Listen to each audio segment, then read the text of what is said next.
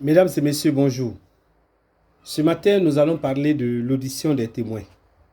Il faut savoir que dans le cadre de la procédure, le juge d'instruction peut recevoir des témoins pour chercher à entendre des témoins afin de faire connaître la vérité.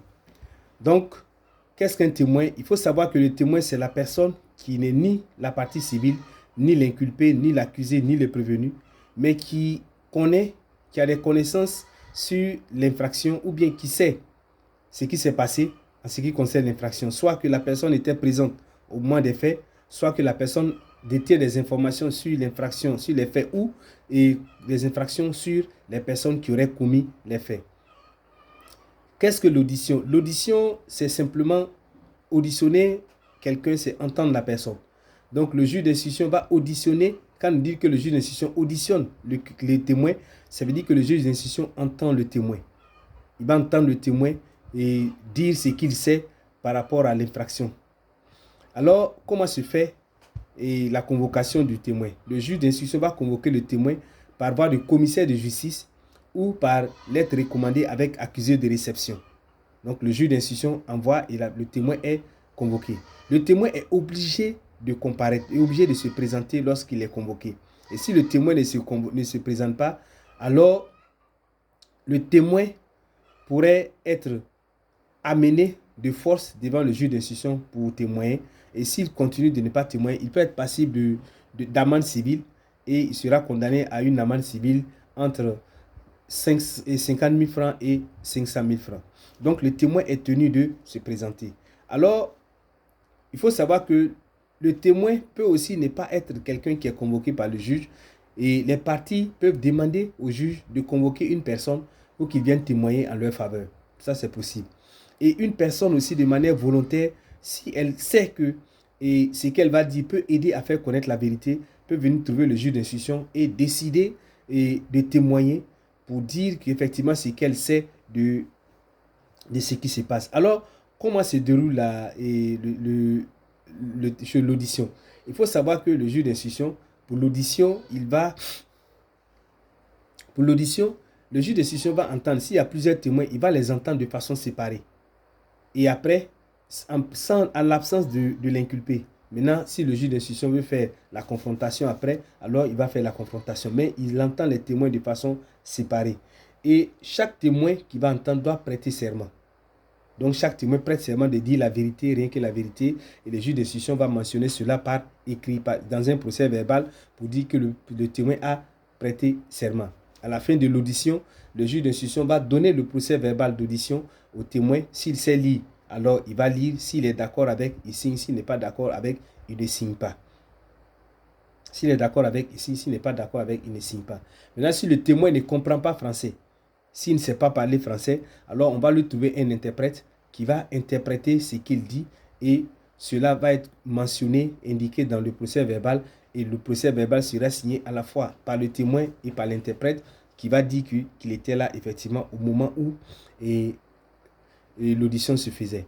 Alors, pour rédiger le procès verbal, il n'y a pas d'interligne, il n'y a pas d'espace entre les lignes afin d'éviter qu'on ajoute quelque chose de plus. Alors, comme je le disais, le témoin est obligé de comparaître quand il est convoqué. Et s'il ne comparaît pas, il sera passible d'une peine, d'une amende civile de 50 000 francs à 500 000 francs. Alors, si le témoin s'excuse, il vient et puis il dit effectivement que le fait de ne pas pouvoir répondre à la convocation n'était pas de sa faute parce qu'il y avait une situation qui l'empêchait de venir. Alors, cette excuse-là va lever l'amende civile qui lui a été imposée. Et même si ça n'a pas été levé, la personne qui a été condamnée à l'amende peut faire appel devant la chambre d'instruction qui va décider si oui ou non l'amende qui lui a été imposée est normale. Et si c'est normal, elle va payer l'amende. Si ce n'est pas normal, alors l'amende sera levée et la personne ne va pas payer l'amende. Une personne qui vient, qui répond à la convocation, mais qui refuse de répondre aux questions qui lui sont posées, qui refuse de dire ce qu'il sait et qui refuse de prêter serment, sera condamné à une amende qui varie entre 50 000 francs et 200 000 francs. Donc si la personne arrive, qu'on dit à la personne qui refuse de prêter serment et refuse de dire ce qu'elle sait, alors elle sera passible d'une amende qui varie entre 50 000 francs et 200 000 francs. Aussi, pour une personne qui connaîtrait des choses, qui dit publiquement, qui dit à qui veut l'entendre, qu'il a des informations sur une infraction, qu'il connaît des choses qui concernent l'infraction et il refuse de venir témoigner, peut être passible de poursuite pénale. Il peut être condamné à une peine qui varie entre 2 mois et 1 an et à une amende qui varie entre 100 000 et 500 000 francs. Donc, toute personne qui connaîtrait quelque chose en ce qui concerne l'infraction doit venir témoigner et à cela doit venir donner son témoignage pour faire connaître la vérité afin que personne ne soit lésé par rapport à ce qui va se passer. Alors, en cas d'empêchement d'une personne qui ne peut pas se déplacer pour venir témoigner, le juge d'instruction va se déplacer lui-même et chez la personne pour l'entendre.